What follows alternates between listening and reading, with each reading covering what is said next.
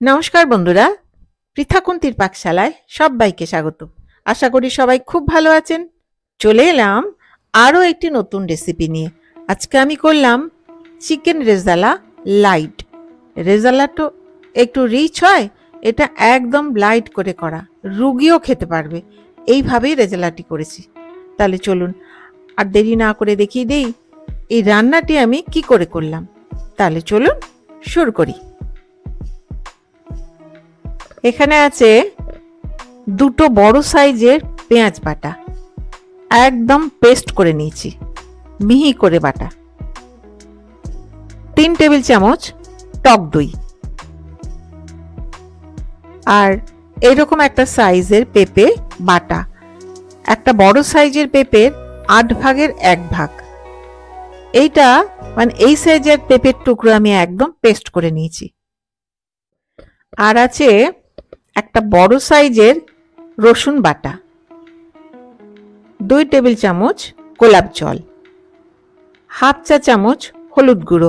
Actually রেজালাতে হলুদ গুঁড়ো দেয় না, আমি একটু কালারফুল পছন্দ করি, সেই জন্য হলুদ নিয়েছি। 20টা গোলমরিচ, সানফ্লাওয়ার অয়েল প্রয়োজন মতো, লবণ স্বাদ অনুযায়ী। আর নিয়েছি 3/4 চামচ আদা বাটা। আদা আমি দুরকম ভাবে নিয়েছি, এক আদা বাটা, আর নিয়েছি আদা স্লাইসড। 1 ইঞ্চি আদা এইরকম গোল গোল করে কেটে নিয়েছি, পাতলা করে। দেখিয়ে দিচ্ছি কতটা পাতলা, ঠিক এই রকম। এখানে আছে 6টা গোটা শুকনো লঙ্কা, আর আছে 1.5 ইঞ্চি দারচিনি, 2টো ছোট এলাচ, একটা বড় এলাচ, আর 4টে লবঙ্গ। এখানে আছে ঘি, এখান থেকে আমি 1.5 টেবিল চামচ ঘি নেব। এটা শুধু ঘিয়েই করে, কিন্তু আমি তেল আর ঘি মিশিয়ে করব। এখানে আছে 750 গ্রাম মুরগির মাংস। রেজালাতে নর্মালি একটু বড় করে টুকরো করে, কিন্তু আমি মাঝারি সাইজের টুকরো করে নিয়েছি। এবারে এটা ম্যারিনেট করে নেব। দিয়ে দিলাম দই, আর দিয়ে দিচ্ছি পেঁপে বাটা,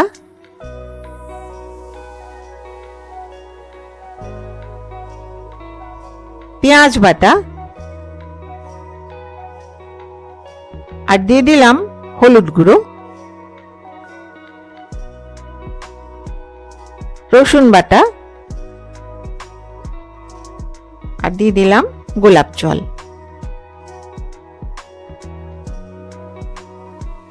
এইবার এটা খুব ভালো করে মেখে নিচ্ছি, মিশিয়ে নিচ্ছি।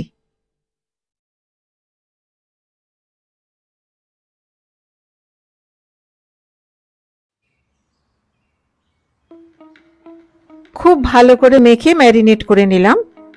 এবারে এটা ঢেকে 3 ঘন্টা রেখে দেব। 3 ঘন্টা হয়ে গেল, দেখো এরকম হয়েছে। এইবারে রান্নাটা শুরু করি। গ্যাস অন করে একটা কড়াই আমি গরম করে নিলাম।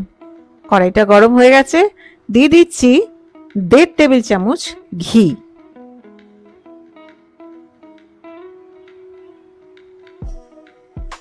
আর দিয়ে দিলাম 1 টেবিল চামচ তেল, সানফ্লাওয়ার অয়েল, যে কোনো রিফাইন্ড তেল দিলেই হবে।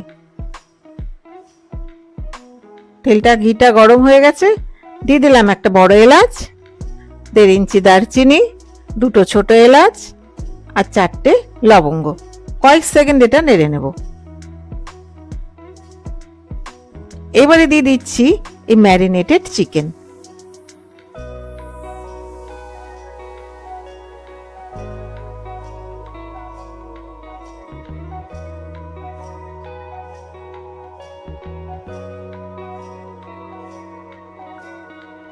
এই বাটিটার মধ্যে অনেকটা মশলা লেগেছিল, সামান্য পরিমাণে জল দিয়ে ধুয়ে এটাও দিয়ে দিচ্ছি।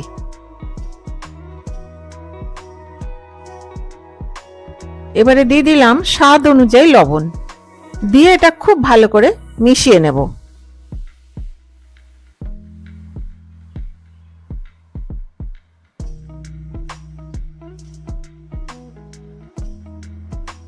খুব ভালো করে মিশিয়ে নিলাম।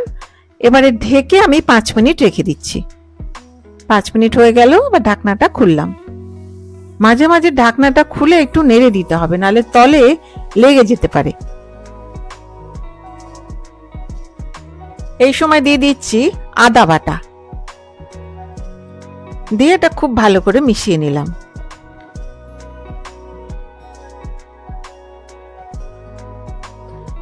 এইবারে আরো একবার ঢেকে আমি 5 মিনিট রেখে দিচ্ছি। 5 মিনিট হয়ে গেল, ঢাকনাটা খুললাম। ঢাকনাটা খুলে খুব ভালো করে নেড়ে নিলাম। ফ্লেমটা মিডিয়ামে আছে।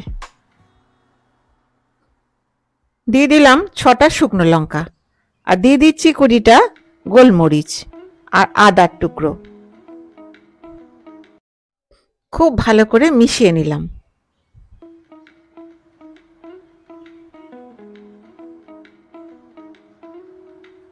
ফ্লেমটা বাড়িয়ে দিয়ে কয়েক মিনিট আমি নেড়ে নিচ্ছি, প্রায় 3 থেকে 4 মিনিট। দিয়ে দিলাম খুব সামান্য পরিমাণে গুঁড়ো চিনি। যারা চিনি খাবে না তারা দেবে সুগার ফ্রি ডাস্ট। দই দিয়েছি, সেজন্য ব্যালেন্স করার জন্য একটু চিনি দিয়ে নিলাম। এইটা এবার আমি কষিয়ে নেব খুব ভালো করে।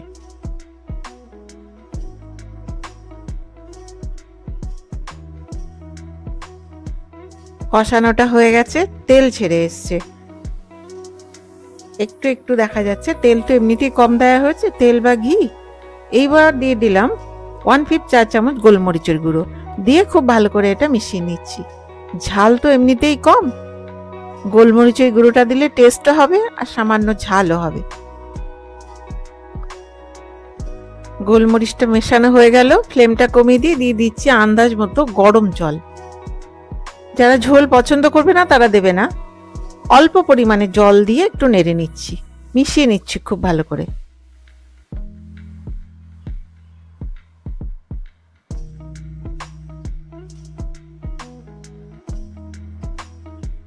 আরো একটু জল দিয়ে দিলাম, গরম জল সামান্য পরিমাণে দিয়ে আরো একবার মিশিয়ে নিচ্ছি, নেড়ে নিচ্ছি খুব ভালো করে।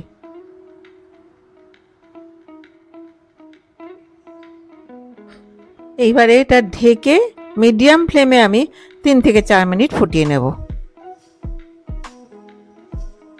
প্রায় 4 মিনিট হয়ে গেল, ঢাকনাটা খুললাম।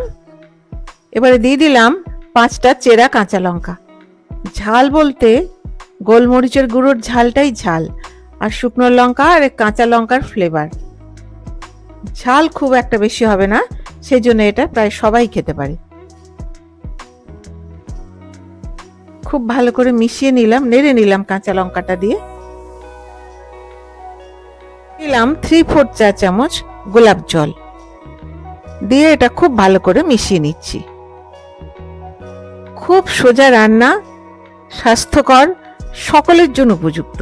ঢেকে দিলাম, গ্যাসটা বন্ধ করে দিলাম। 5 মিনিট পর ঢাকনাটা খুলব।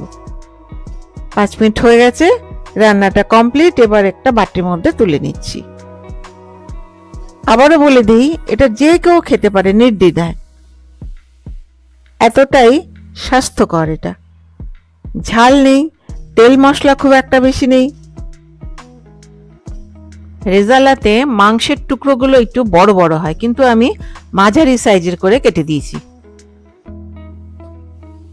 এই রান্নাটা সোজা বটে, কোনো ঝামেলা নেই করার, কিন্তু স্বাদের কোনো ভাগ হবে না। স্বাদটা কিন্তু এতই ভালো।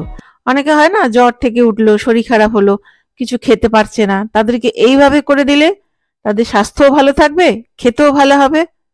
তাহলে আমার এই ভিডিওটি যদি ভালো লেগে থাকে তাহলে please give a thumbs up, share, আর হ্যাঁ, পাশে থাকা বেল আইকনটি প্রেস করতে ভুলবেন না, যাতে আমার ভিডিও নোটিফিকেশনগুলো সবার আগে আপনার কাছে পৌঁছে যায়।